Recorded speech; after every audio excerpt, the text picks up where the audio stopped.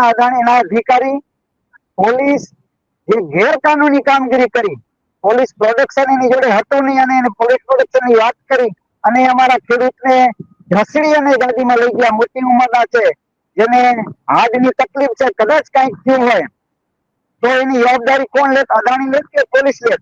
એટલે આપના માધ્યમથી અદાણીના અધિકારીઓને કહેવા માંગુ છું અને પોલીસને પણ કહેવા માંગુ છું કે કચ્છની અંદર નહીં પણ ગુજરાત રાજ્યની અંદર આવું કૃત્ય ન કરે. તો ખેડૂતો ક્યારે સહન કરવાના નથી. અમે તો ભારતીય કિસાન સંઘના કાર્યકર્તા છીએ અને એને ખ્યાલ ન હોય તો અમે 19 અમારા કાર્યકર્તા.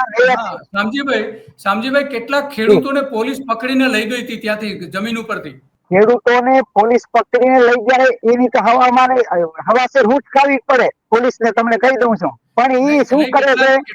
કેટલાક પોલીસને ટીંગાટોળી કરીને જે લઈ ગઈ હતી પોલીસ ત્યાંથી અરેસ્ટ કરીને, એવા કેટલા ખેડૂતો હતા?